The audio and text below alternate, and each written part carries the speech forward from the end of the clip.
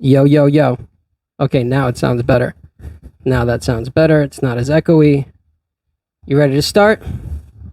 Let's do it. 3, 2, 1.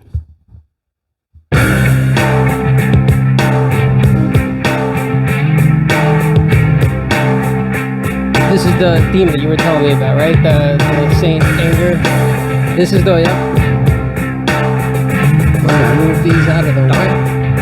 So I can see you. Boom. That's it.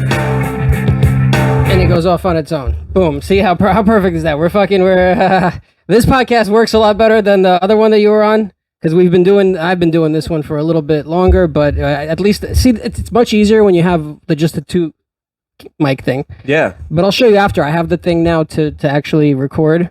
But anyways, hold on. Let me stop yapping and introduce my guest. We got Pat Ryan. You know what I'm saying? Hold How's it on. going? Yeah. Hold on. Look at that. Come on, dude. I had that. So these all come pre-programmed, but you know what I'm saying? We're getting better, dude. Hold on. I got a shot for you over here. Thank you once again, dude. Thank you for coming to the podcast. If it's a rainy fucking Saturday. It is indeed. It's miserable outside. Pat came here. A lot of cops out too. A lot of cops out. That means a lot of baloney. Hold on. You got to turn the mic to the other side. Which way? This way. The mono. Oh, boom. shit. That's All right, it. look at That's that. it. Boom. I boom. thought it was directional. No. I mean, it is, but I think that's the front of it. That's what's supposed to. This is more like old timey radio. Like, yeah. Hey guys, welcome to. yeah, it's you like or just like some crooning. Honestly, I think that's what you're supposed to talk into. I think the top of it is the real like. I don't know. I just know that when I talk to the front of it, straight down the barrel like a cock. Yeah. But yeah, go. man. Fucking, we were talking about improv right before we started shooting. You were talking about Kids in the Hall. Yeah, love that show. It was. Dude, I used to watch it because it was on. Was it Showtime or one of those channels that they used to? It was on HBO. But HBO. Then they ran it, and in fact, it was. I never got to see it on HBO as a kid because we didn't have it, obviously. But I didn't know it was an uncut show. I first started watching it on Comedy Central, and there's tons of sketches they just completely cut out because they were too dirty. There's nudity. There's I had no idea it was that filthy. So when I saw it, it had all that shit. I remember because You probably saw it. Did you see it here or did you see it over No, there? I saw it in America. Because what happened was my parents we got the illegal cable box.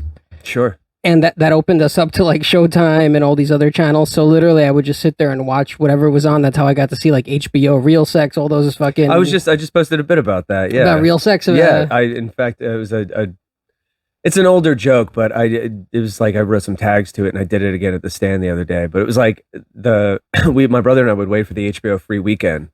That was a fucking. You know what's funny? I used to also before we got the hot box. That was the shit. So my parents would record during the day. They'd be like, "Oh, look, all these movies are on," and they'd pop in the top loading Betamax. They'd put a VHS tape in, and they just record movies all weekend. But then my brother and I would sneak down at 1 a.m. after they went to bed, and it was HBO After Dark. So it was Taxi Cab Confessions, titties and all fucking, day. Yep. Cat House, and Real Sex. Yeah. Was remember the one with the prostitutes? That was Real Sex with the on Hunts Point in the Bronx. Yeah, no. What the is teacher? It? The teacher. It's the guy narrating. He'd be like, "Pimps and hoes walk the rows." Yep. It was all prose and poetry. Yep. While he just I think it was Ice-T. I think it was Ice-T narrating hanging it. out in the street, leaning over a car window. I can't. That one had a name too. I can't remember what it was called. Dude, let me tell you. And they used to show the Pimps and Players Ball or whatever it is. They used to have my first ever, when I first got into graffiti, I was 13 years old. As soon as you started talking about this, a memory of mine popped up. So my first ever tag was PMP. Because I saw that and I said, when I grow up, I want to be a pimp. Literally, I was like, oh, yo, they're fucking killing it. I want to be a pimp. And that was my first ever tag was PMP. Yeah, that's where the Player Haters Ball came from. That Chappelle yeah, Show sketch. Yeah. Because it's from the Players Ball. And I remember seeing that shit. And I think Don Bishop won, or whatever his name was. Yeah. He was on that shit. And I think Ice-T hosted.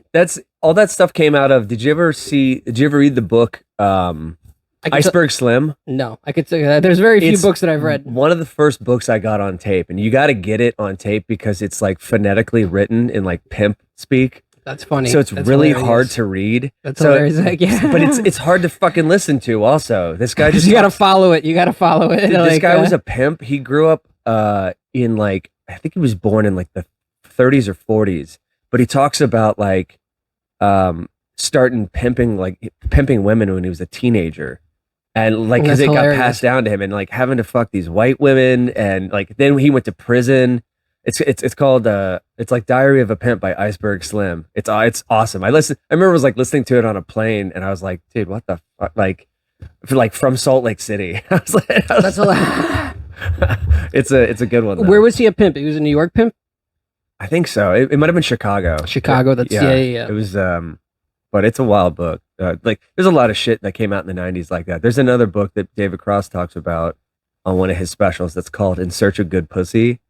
And it's I think the guy's name's Don something, but it's like a guide for black men to date black women because like they're like in the 90s it was like the relationships are strained between black men and black women, and this is In Search of Good Pussy is a guide about how to not be in a relationship, how to be progressive, and how to find good pussy. Like the whole book is about getting pussy. They should have made a movie about that. I was looking at it the other day, and I was like, this still would make a really funny movie. Yeah, because it would be the most like politically incorrect, whatever it is, the guide to getting good pussy. Like it's like the what's that Bill Bellamy movie? How to Be a Player. How to Be a Player. There you go. Exactly. Yep. Except it's like that's the tame version. That's a deep cut. People who still know who isn't he? He still does comedy, I think, right? I think he must. He was a Def Jam guy, but he was also he was an MTV VJ for a while as well. Yeah, I remember that. There's not VJs anymore. That's fucking dated. Carson Daly. That's I remember when they did that contest with Jesse Camp. Remember Jesse Camp? Yep. Like, oh my god. Yeah, he was whatever happened to him? He was short-lived, but the guy who was the runner-up ended up being Dave. What's his name? He's a comic. He's a comic? He became a comic, and he ended up hosting like a bunch of TV shows. He was big, like in the 2000s or whatever it is, like Dave something. I can't remember, but he hosted a karaoke show, Say What Karaoke. Yeah, exactly. On MTV for a long time. I think he's still doing comedy. Dude, see that's crazy. You find out that these guys were comics. Remember Chuck Nice? I just saw Chuck Nice. Is he still doing comedy? He just got a sandwich from me the other day. He came into Rose's. Yeah. Oh, that's fucking. He's an old friend of DeRosa's. Yeah, I believe it. Yeah, he's a super fucking nice guy too. It's in his yeah. He's got. He's telling me he's got some podcast with Neil deGrasse Tyson. For real. That's dope. I hadn't heard of it, and I looked it up. That's dope. Yeah, that's dope. Because I remember he was on VH1, and I remember I went to a girl that I was dating took me to Baruch. Because I used to do it, like she was doing fashion shows. I've done fashion shows, and they had one at Baruch, but Chuck Nice was emceeing the event. It was like a fashion show, a talent show. They had like comics up also. All right, yeah. No, he always wears a suit with like Adidas, like a tracksuit. No, like an actual suit. Like that's his like stage attire. Like he wears like a full suit. Like a full he was wearing like a really nice suit with like Adidas shells. So like that's dope. You know what? Yeah, that's because I think honestly, you reach a point sometimes you see it with certain comics where they change their look and they just go into like even like with Pitbull, like you know what I'm saying? Like he started wearing a suit, then all of a sudden he started to blow up. I think like you reach a certain point, and I'm getting close to it, Pat. I think I got to stop dressing like a teenager. I think that's like fuck. Man, I hope not. I've said that many times on stage. Where I was like, it's the more I take a train. The more I take the subway, I just noticed that I dress like a fucking 8th grader from the Bronx. Yeah, it's like literally like the only there's jackets I own where I've only seen them on like a black teenager that's like like a 14 or 15-year-old like that. Like they see it and I see it. And I'm just like, you know what? Yeah, that's the crazy dude. I'm coming to this point. That's what I'm realizing. I'm like, shit. Do I need to start wearing a suit? Do I need to start? You know what I'm saying? Looking like an adult on stage or whatever it is. Nah, fuck that. Fuck that. Right? I own plenty of suits. I just like that's a different. I don't know. Like if you get a special, you got a nice jacket. Yeah, you're in a nice venue, maybe. But I just whatever. Yeah, I'm telling you, I'm turning 40. I'm turning 40 in two weeks. That's it. I'm an old ass fucking man. The game's over, dude. Can I tell? I've had a pain in my side for like 2 weeks already. It's not going away. I don't know what it is. You ever have that where you have a pain in your side? You're like, I hope it's not my liver. I hope it's not. I hope I'm fucking. Yeah, I know it's. I mean, like it's not helping the drinking, but I've got the same thing, man. I got all sorts of ailments. I got like something I know is wrong with my shoulder, but I keep canceling. Like you wake up and you're like, I got that doctor's appointment. And you're like, ZocDoc. You're like, fuck it, I'll reschedule it. No, like, I don't do trust that that all the shit. time. No, fuck that. Because ZocDoc, all that shit. You can't just show up to a doctor's appointment like willy nilly. Like. That's why I cancel so much. Yeah, because they're all gonna fuck you over. They're gonna tell you something's wrong with you. I went to an ENT over here, and they literally fucked up my nose. And I know what she was doing. She fucked up my nose so I could keep coming back for like treatment and shit like that. I just go when I like something's been bugging me. Like this is like I went to a physical therapist. They didn't do anything, and I was like, man, I could have done these exercises at home. And then like I got to see like an orthopedic surgeon because it's like a partial tear in a rotator cuff. That's like a serious thing. And like every time I work out, like I worked out today, like I bench pressed for the first time in like months because it's been hurting so bad, and it started hurting again. I'm like, I know that's what it is. It's this rotation. It's like I need like an actual like an Indian guy in Journal Square to tell me like what's in fact that I had an appointment with a surgeon. I canceled it because I had something came up, but. Yeah, it's like, you shouldn't be able to book your own, like, it's too easy on ZocDoc to just find somebody. Yeah. And like, you shouldn't be able to pull up a doctor based on reviews like it's a fucking restaurant, like it's too easy. Yeah. You have to go like on recommend, like, luckily my older brother is a doctor, so but also he's wrong sometimes. Sure. Like, you know what I'm saying? He could say whatever, and then you show up and you realize that it's just shit treatment that you're, or whatever it is. But like, for the most part, I would assume with any medical thing, it's good to have like somebody who knows that person, recommends that person, some who trusts. Yeah, them. It's not like we had a family doctor growing up, and we went back to this guy for over a decade. I don't have anybody. Like, there's always that thing on when you find a new doctor, and they're like, "What's your family pediatrician?" I'm like, this. That's fucking rich people shit now. That's like, you have the doctor come to your house or whatever if you've got enough money. But I'm just like, dude, I'll go bounce around specialist to specialist. I don't stay loyal anymore. So yeah, no, that it's interesting because I don't have kids. I don't even think about that. Like, yeah, I'm gonna have to get like we go to the same person now, but I think when my kid turns 3 and starts like she's had all of her like shots and shit that's regular, but we'll have to find because it's also like comforting to a kid to go back to the same person. Yeah, like I guess, you build a repertoire with the doctor, so you're not afraid. This and that, and then if you keep going to a different person, and some of these people, honestly, they don't give a fuck. Especially with a daughter, like you don't want to be a bunch of fucking random dudes. Yeah. Checking, you want like a female doctor that she can go back to, and somebody that, like. But the problem is, so good doctors are hard to get to, and a lot of the people that you do get to are like not that great. But you settle for whatever it is. You're the ones in Manhattan, yeah. It's just like I gotta find something in network. And Manhattan is so expensive. That's why I'm trying to stay in Jersey. Yeah, exactly. I came over here to get like an X-ray. I had a broken hand last year, and like, dude, I paid a lot. Even like, really? Just, like the insurance took care of enough, but I still ended up paying a lot out of my pocket. So the problem is, I realized with X-rays, never tell them you have insurance. Tell them you're paying cash. And it's like $50 for the X-ray, and that's all you pay. Really? Yeah, they fuck you with the insurances, dude. It's a whole fucking scam. You know what I'm saying? Like, it's crazy because like when I had insurance, I'd go to a doctor, and then I have to pay a fucking deductible. Plus, they already billed my insurance. When I started to just go to the doctor and say I want to pay in cash, it's just one flat fee, which is less than the deductible, and that's it. And you just that's the crazy thing with medicine. I feel like that's how this podcast got its name. You broke your leg and you went.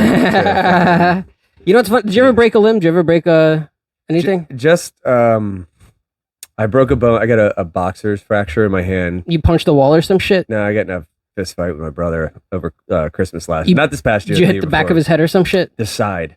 Yeah. And I like my hand is still. I still have a fucking. Wait, did you say this Christmas you got into a fight with your brother? Not this past the one. I was like, wait a second. It was like a day. It was like Christmas.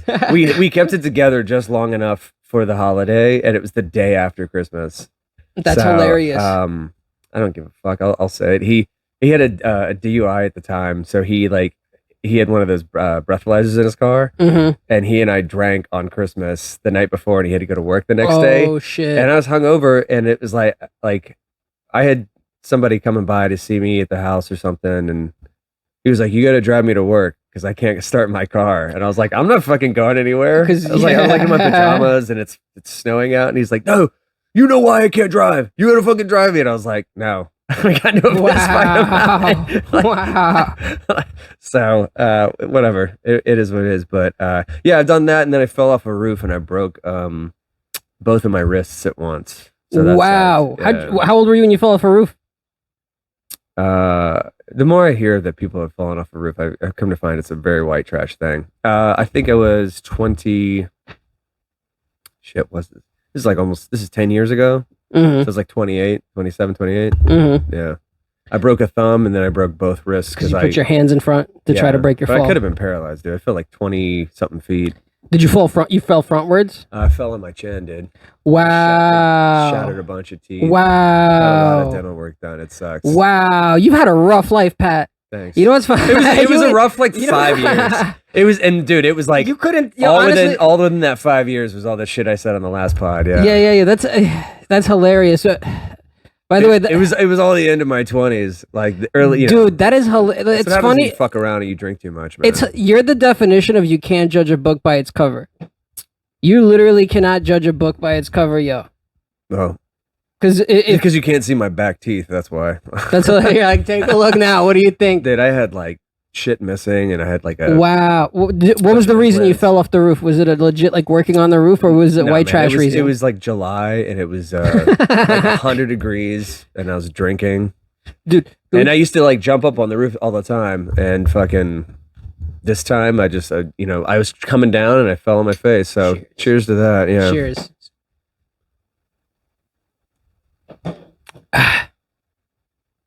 So it was 4th of July. You went up.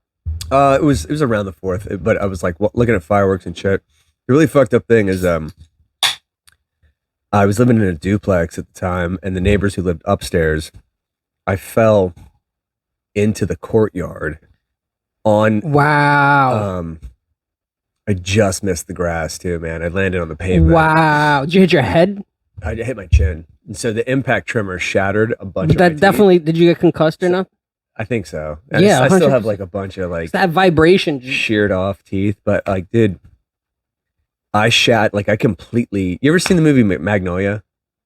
No. So there's a scene in Magnolia where William H. Macy falls off a ladder and in the rain and busts his teeth out. That's what happened to me, except he shatters all his front. Wow. Luckily, I didn't do... So I have a scar here. So like what happened was this was like a flap. Like it popped and like my skin was hanging down. Wow. And I shattered my back teeth here and I still have like a bunch of half broken teeth. So I'm going to get them like all redone eventually.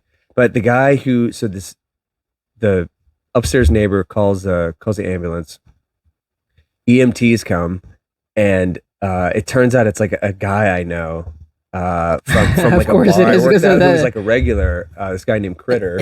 Which sounds that's like hilarious. trash. It's a guy named Critter. That's who's like the nicest dude. He's like a great EMT, but like he literally put me in the back of. He didn't know who it was me because he just saw like this bloody fucking mess. Mm-hmm. And he puts me in the back of the ambulance, and he's like, "This is like kind of when I came to," and he's like over the radio, and he's like, 27-year-old white male. And, oh fuck, Pat. He just like looks at me, and they open up my mouth, and I've got all these like shattered pieces of teeth in the back of my throat, and they take out this vacuum and they're just like, yeah. And they get rid of all because they're like, they don't want you to choke on your fucking teeth. Don't do damage. Yeah. So, dude, it sucked because I had like pieces broken hanging out, and they went in and they had to pull them out by the roots, like, and there was still that much. Wow. I had like pictures where it was bad, dude. It sucked. Were you taking pain medication and shit? Yeah, but that only lasts so long. So because like there's so many people fucked up on opiates. Well, that's what I'm saying. You didn't turn into a fucking junkie from that shit. So I didn't really get into that. I hate pain pills because they make you nauseous and constipated and fucking sweaty. And so for a while, I went back to bartending like 2 weeks later in double casts. Wow. Like this. I was working at a sushi restaurant and they had this sake machine that would drip. And they were like, hey, once that fills up, just throw it out. So I was working the service bar. Every time the sake filled up in this carafe, I would just fucking chug it because the right side of my face was just like, wow. It would just get so painful that I couldn't function if I wasn't like slightly fucked up. It was bad, man. So yeah, I didn't stop drinking after that, but eventually I got somebody to like help me out and do some dental work, and it really like relieved a lot of the pain. So that's that's my trauma story for the pod. I got one for everyone. Dude, that's what we like here. That's why it's called the Break Oleg podcast. We like fucking hearing the broken stories or whatever it is. I wrote down a bunch of stuff where I was like I didn't know if there was a theme to this pod. No, there's no theme to anything I do, Pat. I just fucking go. I was like, if just over the name Break a Leg, I was like, if it was a drama, is this where we watch your descent into drug use or a life of crime, like Breaking Bad? Can I tell you? I think Break a Leg. That's happened. This dude, I've been microdosing. I don't even want to say whatever the case, but like I've been powder, whatever it is. But fucking I lost my fucking job. So, and honestly, it's not even that bad. But I'm kind of treating it like it's bad. But it's not. It's really not that bad at all. It's really not that bad. Yeah, but no, I get it, man. Like, one of my jobs cut all my shifts. I told you about it. I don't have to say exactly what, but I found another job, and I'm trying to like transition between it right now, and it's kind of hard because one wants me to work more now, and it's I found a job in like the upper west side, so it's like if I go to that one, I'm in a whole different fucking area where I'm like, yeah, I can't say yes to everything. I definitely can't do both. So. But it's cool. It's like I found this bar, super upscale. Michael Imperioli owns it. Oh, that's cool. I'm doing a cast party for him tomorrow. That's fucking cool, man. Dude, you need to start doing fucking vlogs. Yo, Pat, you do the coolest fucking shit sometimes. Like, it's interesting. Like, I remember when I first met you, I think you just started at Joey Rose's or something like that. Yeah. And you were showing like us pictures of like all the different venues you played, all the concerts you've done, all the shit. And I was like, damn, Pat's destined for greatness. I think I said that. Thank you. But like, it's, I hope. Yo, dude, you're here on the Break Oleg podcast, so it's you're starting to. My star continues to rise. You know what I'm saying? Hey, No, I just I try to position myself in the right place at the right time as well. That helps. But yeah, this I saw this bar. This Imperioli opened this bar in December. He partnered with this. The guys. Big Gay Ice Cream. No, actually, yeah. Then I think they had a shop or something somewhere. They have a couple of them in Manhattan. Yeah. But it's like the guy who owns that restaurant group.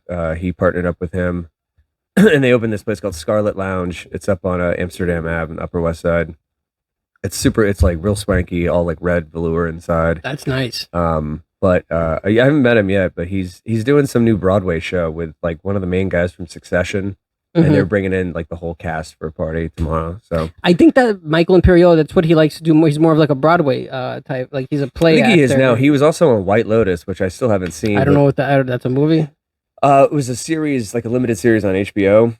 But there's a cocktail at the bar called the White Lotus, so I guess I have to check it. It had 2 seasons. I think they're both kind of independent of each other, but he's on the 2nd season, so I got to check it out. He's good. He's very awesome. Talented. Yeah. Very talented. You know what I mean? Dude, I wish I watched more shit because people tell me about all the like. I just can't force myself to sit there and watch like anything that I'm like, this is not real. The second it's hard, man. I don't watch I watch a lot of reality shit or like docs and like true crime, and I think it's because like they're episodic and you're just like, all right, I need one story, and it's probably not the best to watch it right before bed. But I'm big on like 2020 and like murder. Murder porn, as people call it. But it's like, I watched Thanksgiving last night. What's that? The horror movie. I don't know. It's a new one? Yeah. It was an Eli Roth one. It just came out. You saw Grindhouse, right? No. Back in the day, it's the double feature. I know the Tarantino. Yeah. Yep. I know what it is. I've never seen it because anything that's that long, and I'm sure it's good. I saw that in theaters. It was fucking long. Yeah. It's a commitment. I start to have issue. Like, I can't sit there and watch this shit. I can't right away. Yeah, it had a bunch of fake trailers in between the 2 movies. Like, one of them was directed by Rob Zombie. That's cool. One of them was called Thanksgiving, and Eli Roth did it. And they finally turned it into a real movie last year. That's cool. So it's basically like Halloween, except it's a thing. It's, DeRosa told me he was like his favorite. He was like, oh, it's awesome. And I saw it. I'm like, it's still pretty hokey. DeRosa loves all that Tim shit. Dillon's in it. He's in it? Tim Dillon. I think he mentioned something about it on his podcast a while ago. Tim Dillon is a security guard in it. So that's pretty cool. Yeah. DeRosa's got that horror pod called I'll See You in Hell, and it's He has a horror pod? yeah, it's all about just like horror movies, and he did a whole episode on Thanksgiving not too long ago. So he's got 3 pods that he does now? Yeah, that one is I think it's only on Patreon or it's on like a special That's website. what it is. That's what it is. That one's been going for like 10 plus. I think it's his longest running podcast. So. Dude, I got to get on the Patreon game because a couple of my friends that I know that also do podcasts, one of my friends was on there. It's podcast OnlyFans, man. Basically, and what's funny on their episode, they say the N word. It's a bunch of white guys. That's like That's what you pay, yeah, you pay for? Yeah. I could just get that for free downtown. But that's the funny thing. It's like on the Patreon episode, they say the N word. It's like it's not bad marketing, but. That's great. All it takes is someone who can screen record to cancel. Oh, them. obviously, but also though, like, yeah. Yeah. Well, here are my other things I had that I let's thought hear might, it. Let's might hear be, it. Let's hear it. What this podcast might be about. Is it a game show where you try to keep a straight face while the guest tells you jokes? Break Oleg. It's like a Kill Tony. Yeah, like break. Yeah. That's actually. I might need to do that. I gotta write that. You want to co-produce the Break Oleg podcast, Pat? And finally, is it a UFC reality series where you fight Ivan Drago? I must break Oleg. That's a good one. No, that's a good one. But that too. would be great That's because a good he's one Russian too. and you're Ukrainian. Yeah. So, but I think I think we know at the time it was all the Soviet Union. Right? It was the Soviet. Yeah, we were all the same. You were all the same. We were all the same. That's the crazy thing. It's like I had a joke like when the whole thing started in Ukraine. I was like, oh, people asked me. They're like, wait, so you're born in Ukraine? Does that make you Ukrainian? And I'm like, no. And they're like, wait, so that makes you Russian? And I'm like, no. And they're like, so what are you? Did you say Soviet? No, I say on my passport it says dirty Jew. That's what okay, it said. Well, there you go. Yeah. I forgot it was a joke. Yeah. But can I tell you, it's a joke, but that's kind of true. On the passport, it said Jew. That's what it said.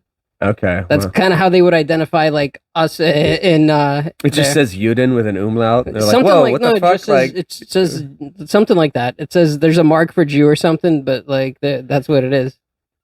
Was that because they just knew your family, or you guys were registered through a church, or how did they? No, you have to. So they just look at you and they're like, Jew. So what people don't understand is Ukraine was extremely anti-Semitic. That's why during the 90s, all the Jews, whatever it is, either left to Israel or to America. That was the two options that you had at one point, because these organizations that were in America would fund the trips. All right. So, and the U.S. government would help fund your trip to America if you were a refugee, because that's how we got here. Is we were refugees because in Russia, if you were Jewish, you couldn't go to a university. You couldn't get certain jobs. Oh, Jesus. It was literally like that. So everybody knew who you were, and like you would live in your own little neighborhoods. You would stay. So like that's why when you see the stuff here and like that they already went, like the Hasidic whatever it is, they went through all that shit, and they kind of got traumatized by it, and that's the extreme end of what happens with the trauma. You know what I mean? But yeah, that's how it was over there. That was just the 90s, huh? So my dad, that was. Not anywhere from World War II on to like 90s. Basically. I meant as recently as the 90s is what I meant. Yeah. But like my dad, when he was he had his passport altered to say that he was Ukrainian because he went to the army, and if you went to the army and they saw that you were Jewish in the army, they'd beat the fuck out of you. You'd get extra hazed. Like it would be you'd become the punching bag of everybody. Did they ever like try and see if you were circumcised? Or they like spy on you in the shower and shit like that? Yes. That's fucking crazy. Yeah. You had to hide. If you had a you had to hide it. You had to save your lunch meat, huh? Yeah, literally. That's a good one. That's it. Yeah. But literally, it was fucked up. People don't realize how fucked up it was. That's why like people like who come here, they're like, oh, you don't understand the shit that they've been through. Like, no, I understand like the neighborhoods, the Hasidic neighborhoods. That's why they're so closed off. Those people, and those are the ones who are from like the Holocaust. Those are Holocaust survivors. They're like they're like never again. And you know, I saw that was that documentary. Can't remember what it's called, but dude, it's on Netflix with about the community or whatever it is. Yeah, I saw it too. Yeah, the one where the guys in the arena, the rabbi's talking in the arena, and he's like, how do people these people are giving the children cell phones? Are you insane? That's how they get into their brains. Like he's kind of but he's kind of not wrong. Like yeah, but it's you can't shut people off from everything. You can't. That's the problem. That's what makes people leave the religion completely. Yes. That's Yes. how you. Yes. It's very similar to Mormons. When I watched that documentary, it's all the same. All of the religions are the same shit. It's insane how people were like. I mean, Hasidic is just the extreme version of that religion. There's an extreme version of every one of them. All of them. But it's like almost identical to it. It's like the FLDS, like the guys who had the compounds. It's like, oh, you can't go into that neighborhood. You can't. They will not let you in. Culty. They won't talk to you. Anything. It becomes culty. But you know what's interesting though? Like, did you see Cat Williams on Joe Rogan? I saw most of it. Yeah, he was talking about like he's not wrong. Like all these religions, they literally all say the same shit. Oh yeah, they're all saying like it just depends what costume you want to wear. Mm-hmm. But like it's literally all the same garbage. There's not garbage. It's actually not garbage. It's probably wisdom, whatever. There's some truth to it. Nah. The problem is it gets abused. That's the problem. It gets abused, and then it's fucking. I don't know. I'm not. Yeah, whatever. I've said for a long. Like I think around 13 or 14, I thought I was an atheist. I'm not gonna get like too into it, but like I got sent to a Christian school because I'd been in a public school up until 8th grade, and then my brother got sent to a Christian school for like 10 through senior year, and my parents were like, well, we don't want you going down a wrong path. So they sent me there, and having to take an honors biology class right after a Bible study class is the most, it's like fucking, that's quite the juxtaposition. Dude, like a brilliant Korean guy taught my biology class, and I was like straight A's in that. And then the guy who taught the Bible class right before it was the football coach. Fucking idiot. See, that's the problem. And he would kick my ass after school on the field. That it was just like, what the fuck are we doing here? Like it's so counterintuitive. Those two, literally, I would learn I would hear about one thing, and then it'd be like, all right, well, I got questions for the other guy tomorrow. Like, and there's you can't ask questions. Right. It's like it's fucking that's crazy. Like we're literally learning about evolution, even though it's Atlanta. Because you have to teach it in an honors biology class. You can't just be like, all right, well, here's the first chapter on creationism. It doesn't make any fucking sense. But then it's like, you're learning about that in the class before you. So I was just like, this is dumb as fuck, dude. So I don't know. Like, my wife is Muslim, and I grew up my mom's Southern Baptist, my dad is Catholic. And they sent my brother and I they took us to a Methodist church. So it's like, there's just too many fucking paintbrushes I'm just like, whatever. It's too many cooks. At some point I was just like, none of this makes any sense, and I just gave up on it. So whatever. It's David Cross has this thing where he's like, let's just give Christians red t-shirts and Muslims blue t-shirts and have a fucking tug of war. It doesn't make a difference, like no one's gonna win, dude. It's yeah. So. Well, actually, I think the Muslims will win. I think at the end of the day they're gonna win. I don't honestly know. I think that's where it's gonna go. I think we're all gonna end up going there. I think that's what's going to end up happening, but maybe. I don't know. I got a kid with a Muslim name. I like the name that we picked, but I don't think my parents know that she has the same name as the Prophet Muhammad's daughter.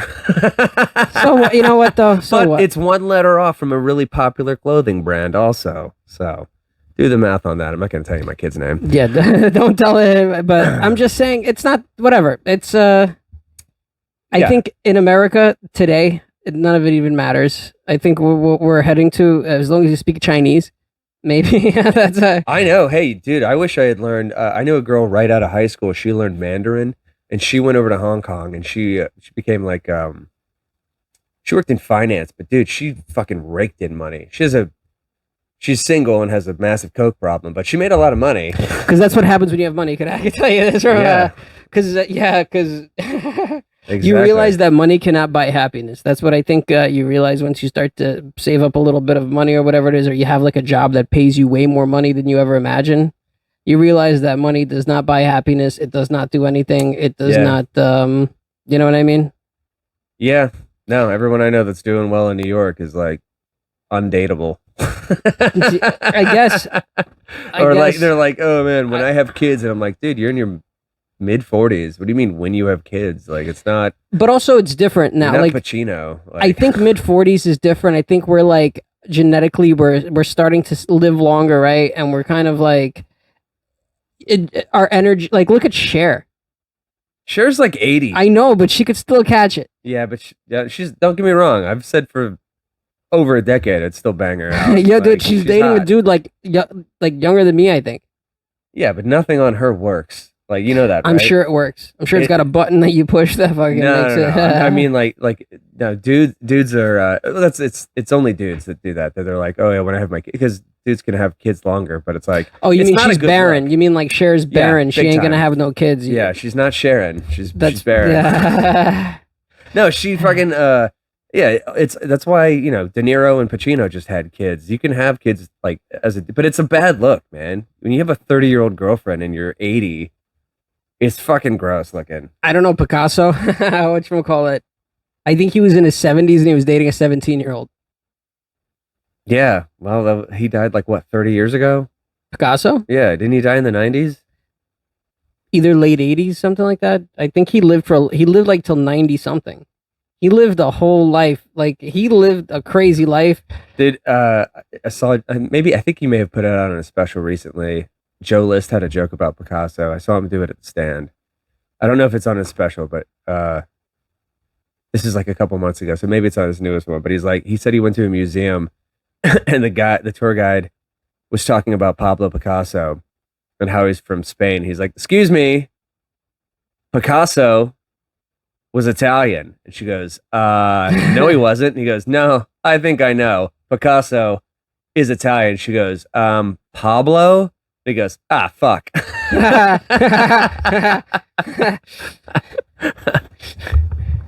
Is he? No, he's not. I'm trying to think. He's Spanish. He's Spanish, right? Yeah, he's from Spain. Yeah, he was. He was from a time, but he was from he was everywhere. I think he came from a wealthy family. He was a child prodigy, and he managed to travel the world at a young age. He managed to go to France for art school or whatever it is. I think his Blue Period or whatever it is. I think is in France, right? And then I'm asking you, I don't know, man. My mom would hate me if she saw this because she was an art history major.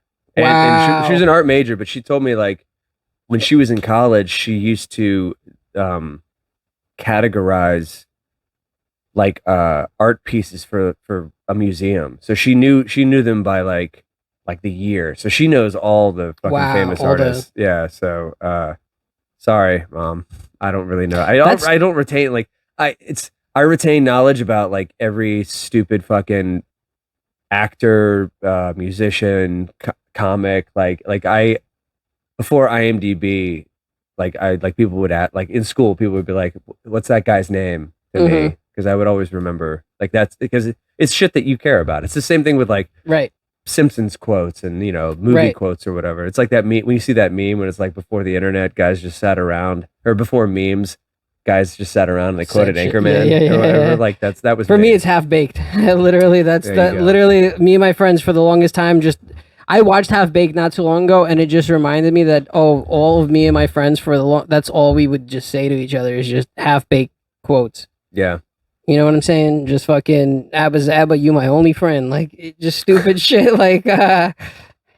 Kill a kill, B. Yeah, kill a kill, B. No, the best comedian in that movie is, well, at the time when it came out, was Stephen Wright, and he doesn't have any lines in the movie. Guy on the couch. He just goes. He's like, "Hey, yo, guy on the couch, did you kill my dog?" And he goes, Yeah. Yo, I believe him, man. Yeah, I believe him.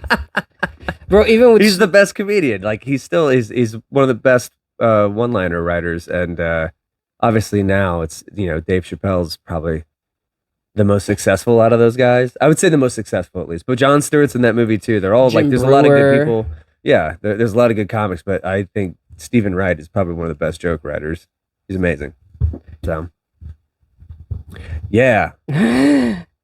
What's going on with you, man? Tell us about tell us. This is your podcast. Tell me about the sketch you did. I think I saw it. So my friend wrote it. Shout out to Alden Skeetus. Let's do one more. Let's do it. Fuck it. Hold on. So Alden Skeetus wrote the sketch, and he whatchamacallit. It was just about listening to white noise, you know. What I'm saying? That's right. I saw that. That was the The green noise. The beach, and then he's like, "Yo, fuck, yo." He literally wrote that shit in like a day, put it together, and like he's probably like me. I sleep with pink and green noise on a loop on Spotify. That's pretty funny. You know, it's like I didn't even realize that's a thing until I did the sketch and I sent it to my friend Dakota, and she's like, "Oh yeah, I love fucking listening to noise." I'm like, "Really? That's what people do?" Here you go, brother. Cheers. Once again, she's a comic. She should have said, "All I do is listen to white noise." That's pretty funny. I think she quit comedy though. I think she like. Did she? I like Dakota. She didn't quit. She didn't quit. She's taking a break to rearrange her saw life. her the other night. She was at the bar the other night. Yeah. Was she? Okay. I wasn't doing this on purpose, but it was like her, Josh, and another black comic, and I always run my like borderline racist. I was there. Stuff. That was last week. Killed in front of them. They loved it. Yeah. So guess what? White audiences, particularly Brooklyn, fuck you. All right, dude, because you've seen you've seen me at Black Cat before. Which I've actually never seen you at Black Cat. I've seen your clips. I've seen your clips from Black Cat. Yeah, well, most of the racial material dies, dude. But it was killing. I should just start doing black rooms. Go for it. I did it for a while. I did. Right? I mean, I'll definitely miss more than I hit, but it'll make you a better comic. Ask Big J. One of my favorite mics was at Essence Bar, and it's a black room. And Essence sounds black. Yeah, it's awesome. Oof. They had a really good open mic there every Wednesday night, and I could really let it like there. I'll tell you like this: there's nights there that I've done so well, and there's times there where I've bombed. There's times there. The biggest controversial bomb that I had sort of was there was a heckler in the audience. There was a lady, and I made a joke about like recently finding out that I have a 13-year-old son. And the first thing I did with my son was smoke a cigarette with him, because, and then I go into a whole bit about how like we went to go fuck a prostitute. Anyways, it's a whole bit, and this woman took it so seriously. This is not real, is it? No. It's real for the black community, right? Yeah, and this woman, because she was like, "You can't do that with your kids." She's like, "I got a son." And she started yelling at me. That's it? That's what she related? No. She goes, "That shit's..." She's like, "That shit's not funny. I got a son." I'm like, "Ma'am, this is an imaginary character. He does not exist." Yeah, but like a lot of people have kids. I know, but she was drunk at a thing, and this is what sets her. It's not like you went like, "Oh, he had cancer" or anything. Yeah. Sorry, go ahead. She said something, and I forgot what I said. I said, "Oh no, can I tell you? That's the joke that got her first heckling me." Then I went into my bit. I have a bit about like how I've celebrated my first Black History Month this year, and what I did was I went to a Caribbean nightclub and like 5 black dudes fucked my girlfriend. so I did that joke, and it did decent in the room, but that made her even more mad, the lady, when I did that joke, because she's like, "Yo, he's making fun of our culture. That's fucked up." And then I said, "Ma'am, you're light skinned. You don't even count." And that got the room so fucking mixed. Also, there was like, "Yo, you can't say that." And then I would have been like, "Wow, this crowd's mixed." Just like her. Yeah. Dude, half the room thought it was hilarious, but then other half of the room was like, "Yo, you can't say that." You know what I'm saying? And it was an interesting. It was I made it through whatever it is, and I got off. But it was a terrible set. It was. I don't know. Like it. Yeah. I'm not saying that like every bit I run by a black person kills, because it's all 3 of the people that we both know that I was running shit by are comics too. Yeah. So they're much more receptive than just the general public of just like, oh, like a bunch of black couples out on a date. Yes. Like they'll still probably not enjoy most of it. So coming from someone who looks like me. Yeah, dude, it's an intricate dance to dance. How are we with time? Hold on a second. We've been rolling 44 minutes already. We've been fucking doing decent.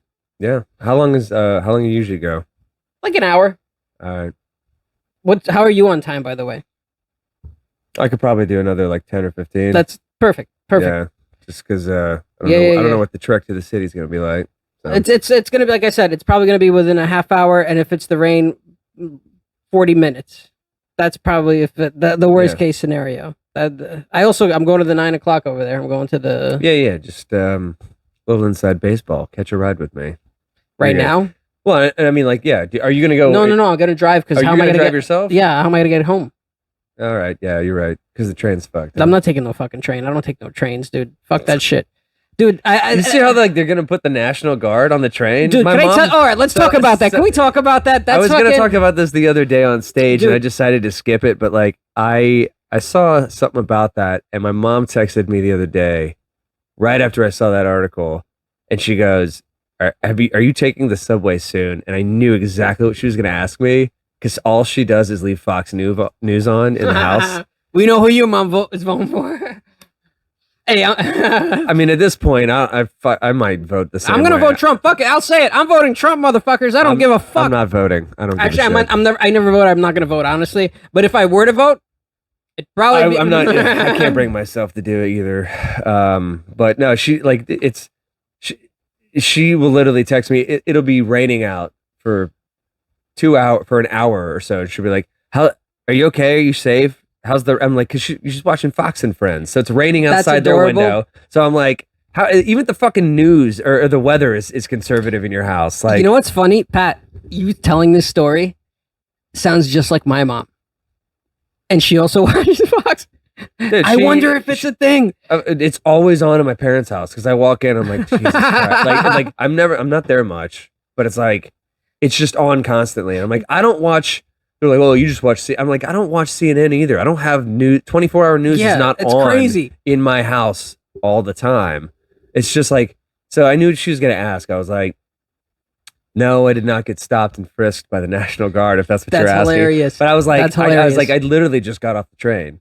She was like, "Are you taking it anytime soon?" I'm like, "I just got off the train," and I said, and I just wrote dash. No, I did not see any National Guard. She's like, "Are you worried about it?" I'm like, "Well, no, I'm white." Like, bro, you think that National Guard is there because of the crime on the train? No, not at all. Dude, did you see the thing I posted the other day with the Ghostbusters? They posted it. I literally drove by a fucking like a flashing television, one of those things, and it said plan for your emergency. Oh, ghost can't make some. I'll show it to you. It said something about ghost can't make plans, but you can. Planahead.gov, and it literally uses the Ghostbusters to tell us to make a fucking getaway plan. Okay, weird, dude. Here's what I'm gonna say. Is it like an exit plan for the city, or is it just like a doomsday prepper thing? Sort of both. Have both. Whatever it is, you're stay in. Yo, here's what I'm gonna say. They're still going to charge you a congestion tax on your way out of town. You know that, that's right? the crap. And you're like, I'm gone. I had to abandon my shit. What about the decongestion tax? No, sorry. No, what about that? Was like an '80s comic bit. Like I should have had rolled up blazers. No, can I tell you that? Hey, how about the decongestive tax? Huh? I'm stopped up. Am I right, people? Yeah. It's fucking dumb. Anyway, honestly, I'm all for a decon. Yo, can I tell you the other day? I was driving by the Manhattan Bridge coming back from Black Hat, and I saw them installing the cameras.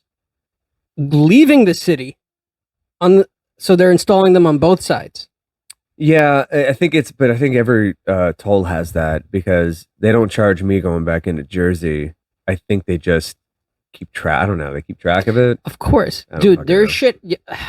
I'm going to Texas. Well, also, they just want, if you evade the fare on the way in or you don't have a thing covering or whatever it is, maybe they'll get you on the way out. Yeah, I don't know. That's the biggest thing is like now. So they've put fare evasion. They put all these fucking walls up on the PATH train. So the PATH train used to have like two sides you can come in and out of. Now there's a wall in between where you can only go down one way and you can only come up one way, and it's blocked off. And there's always a cop there.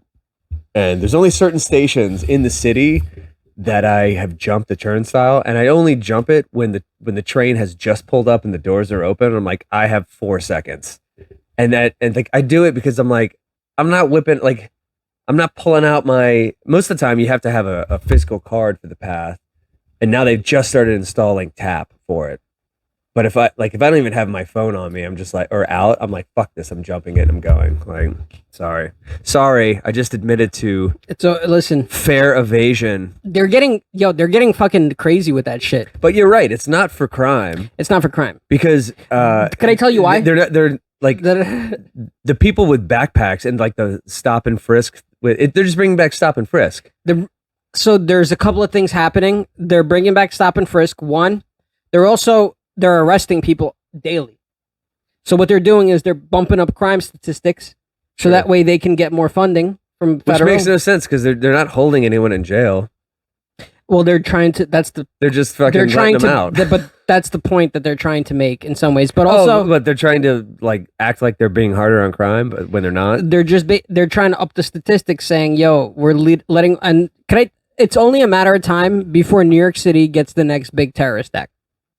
Sure. It's because with everything that's happening, Or it becomes like the movie with Kurt Russell. It's Escape from New York.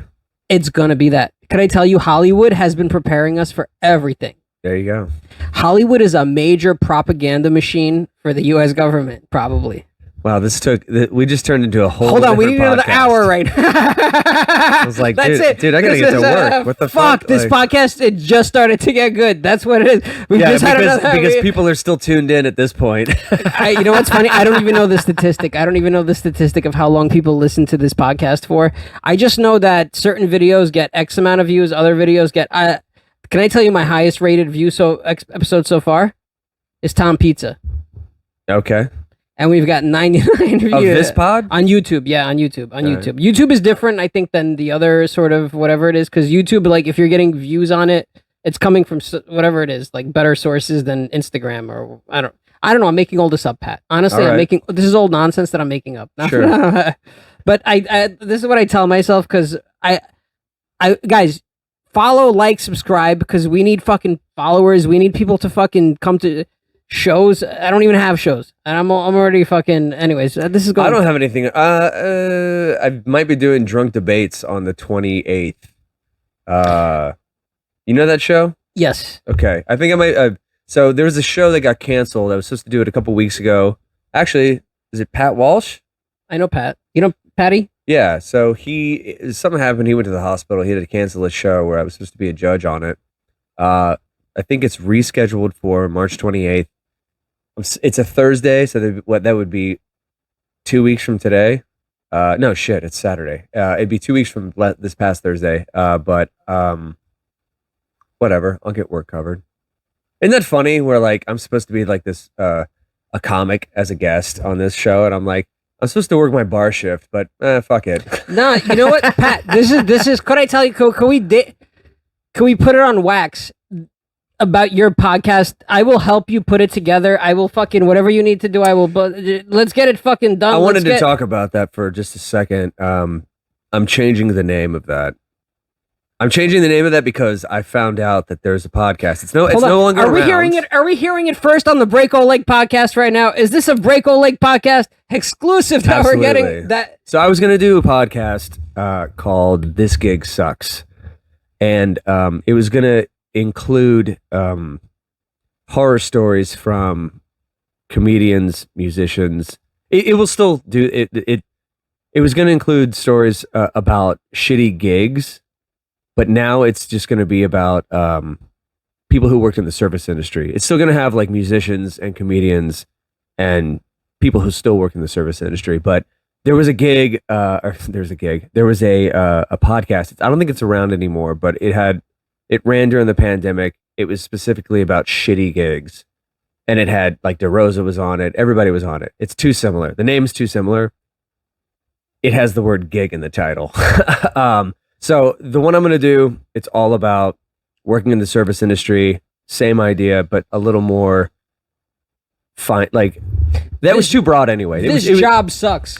It was called "This Gig Sucks" originally, But you should make it "This job sucks" or.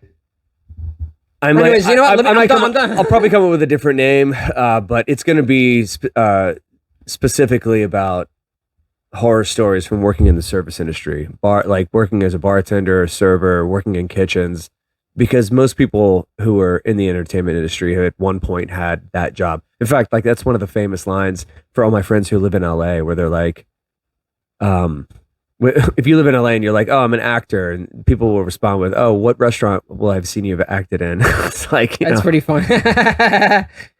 So, but yeah, I'm trying to get that together.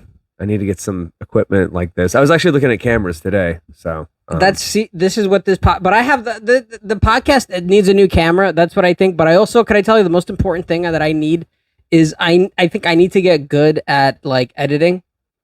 Sure. I think that's the most important thing that I need to do, because other than that, like these cameras, even on the cell phones, they're all right. They're like 4K. You know what I'm saying? You can zoom in. I want I like those packages that have like 2 or 3 cameras. It's a visual.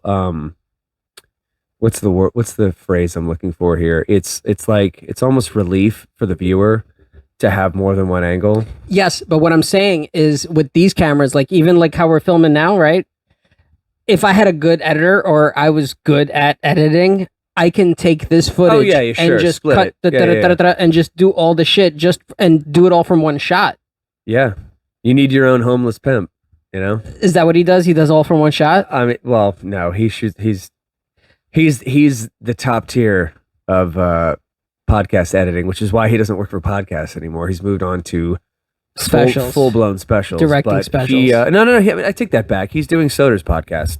He still directs Soder's podcast. He left. He left Taste Buds, and he left.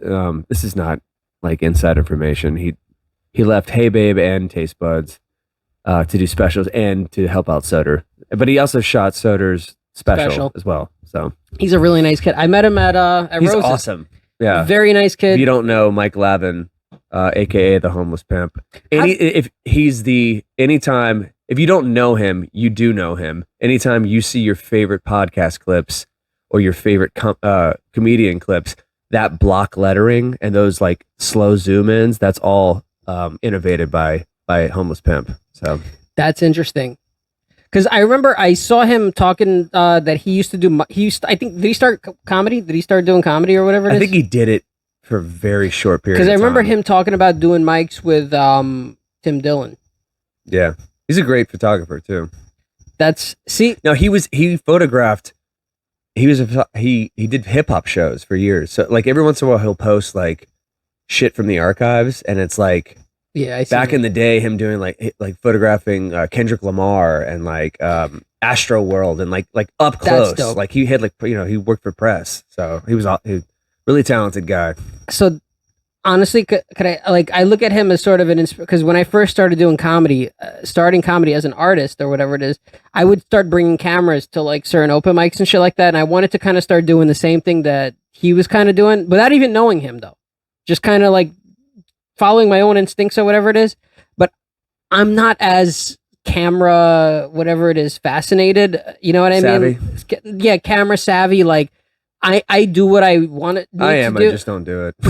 I need to. My dad's a photographer. I have. So your mom's like an art historian. Your dad's bro. You gotta come. There's a whole fucking other episode here. We fucking haven't even gotten into the story of Pat. My dad is has been a nature and landscape photographer for 40 years.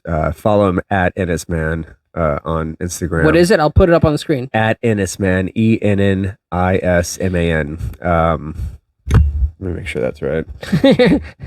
Like follow my. It must be nice having a dad. It must be nice having a dad. Ooh, you and your dad.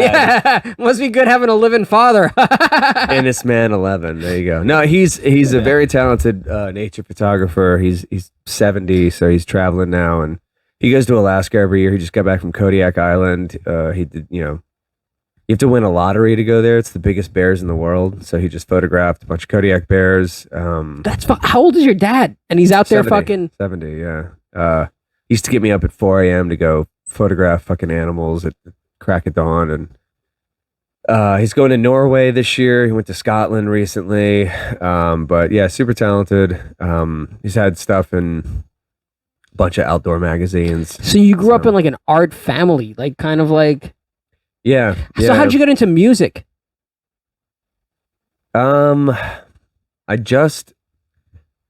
my mom played piano, and my brother had to learn how to play, but I never took lessons. I took guitar lessons when I was like 13, and then like YouTube got so good, I kind of just did it on my own from then.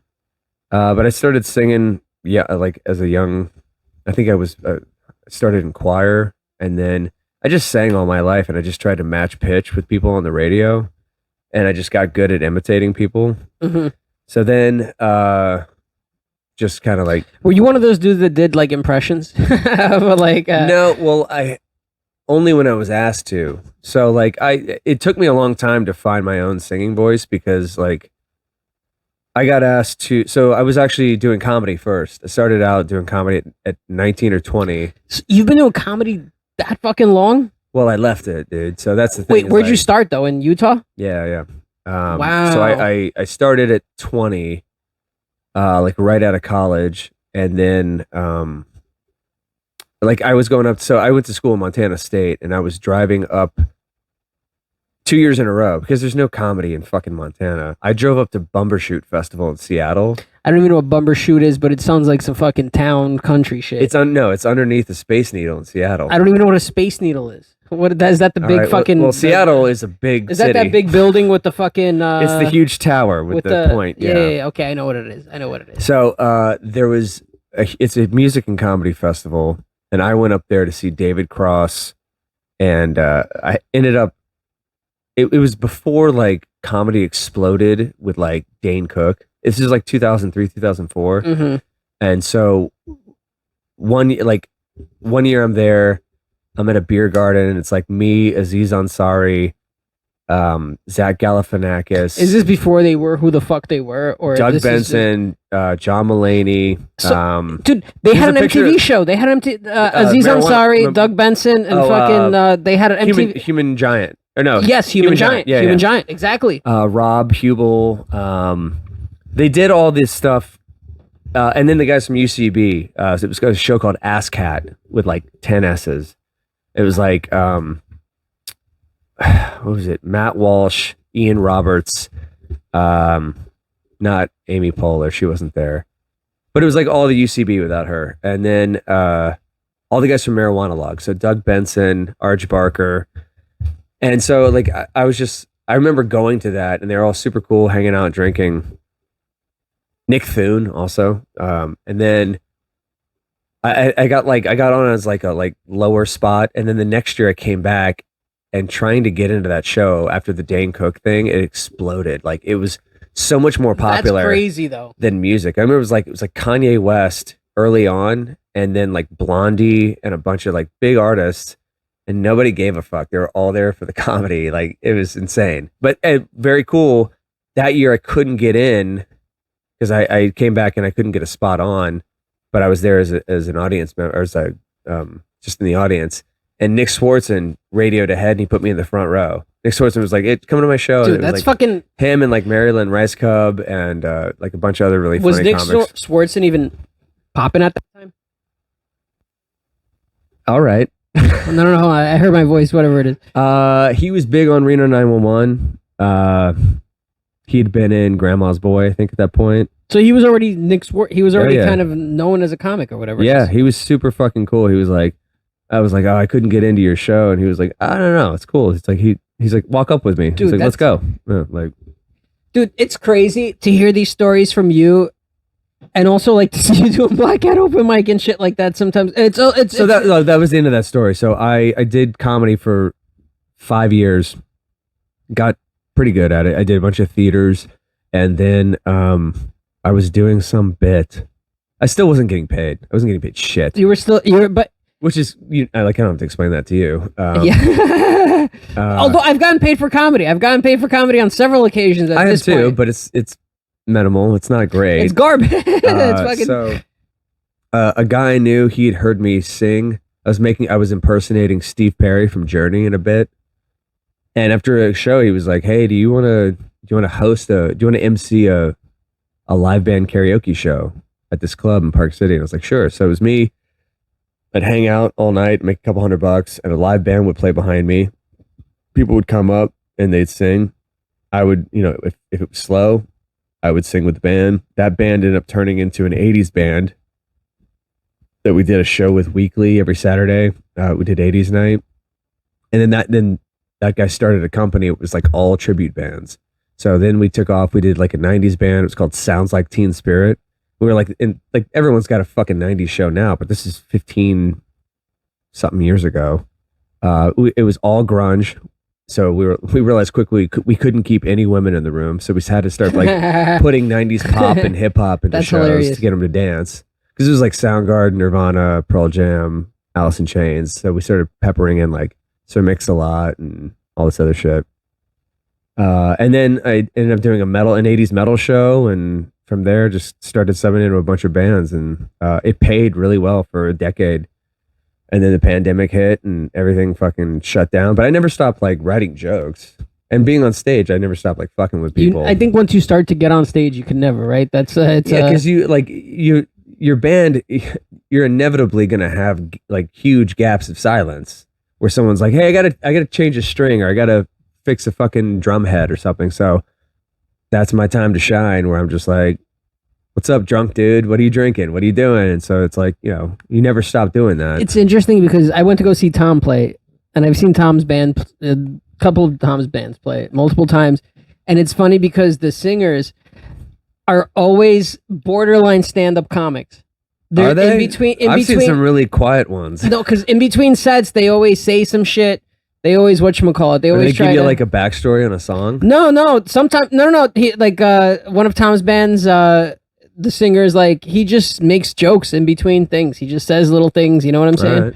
Dude, I have to piss so badly. I'm like dying here. Well, dude, I gotta get out of here. Yeah, we gotta get out of here. See, this is the thing is now we're cooking, and now it's fucking. Anyways, dude, but that means you have to come back for another episode. That's what that means. You have to become another. You have to return. Well, let's end it with a shot. I know you're gonna piss. All right, let's fucking hold on. Let's end it. One more shot. Hold on. You got to talk while I pour it though. All right, cool. Well, yeah. Check me out. Yeah, give your plugs. If you're in the Upper West Side, check me out at Scarlet Lounge on Amsterdam Avenue. If you're in the Lower East, the literal opposite side of Manhattan, come to Joey Rose's on 174 Rivington Street. You can still occasionally catch me at the Stand. Follow me at patio_bar. At patio bar. Yeah. Still posting clips every once in a while. And I just submitted to Skankfest. Hopefully, dude, hope to see you there. Hope to see you there in October. Dude, cheers. Thank you once again for coming back. And this has been, hold on, the Break O Leg Podcast.